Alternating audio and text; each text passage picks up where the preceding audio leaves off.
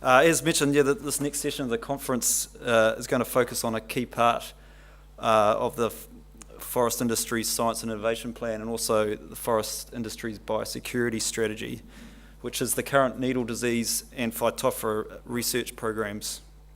Both of these programs have a significant focus on the disease red needle cast.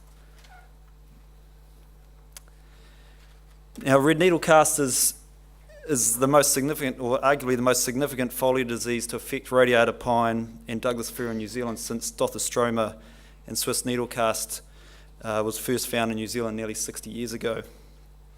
Therefore, understanding this disease and determining control measures is important for the New Zealand forest industry.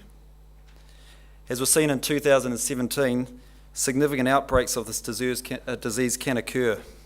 For example, outbreaks in the lower North Island, which were reported on the Stuff and New Zealand Herald websites. However, understanding this disease is not easy.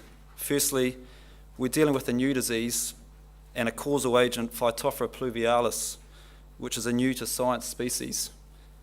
And this is unlike Dothostroma, which was already a known disease of pine before it arrived in New Zealand back in the early 1960s. And secondly, Phytophthora, which in Greek means plant destroyer, are more commonly known as a soil-borne pathogen. And in the case of red needle cast, it is a foliar pathogen, which is relatively rare. And thirdly, research, particularly into a new disease, just takes time. For example, implementing field trials can be fraught with difficulty, as you're relying on nature. For example, the disease may not always appear when as hoped, from a trial perspective anyway, that is. However, Sion and other researchers have been making significant progress into understanding this disease.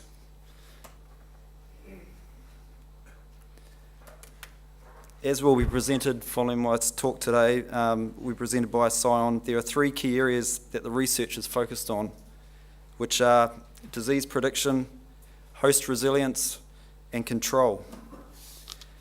Some of the research that has progressed under these areas include understanding where and when the disease will appear, as well as being able to monitor for it using the latest technologies such as satellites. This is important for treating and understanding its impact at the forest and estate level. Secondly, confirming the actual impact of the disease on the growth of radiata pine and Douglas fir, which is important in determining the cost benefit of any treatment. In regards to host resistance, identifying which radiata pine genotypes are relatively resistant through lab and field trials. This has a more medium term frame, but is a key tool in reducing the impact of the disease. And lastly, determining a spray treatment.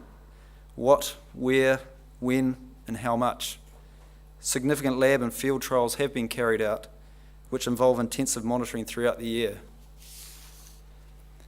Finally, this program has not only enabled the development of knowledge, technology and research capability for red needle cast, but has also built a platform for dealing with other diseases either present or not yet present in New Zealand. This is important to ensure we continue to have a resilient forest industry. Thanks.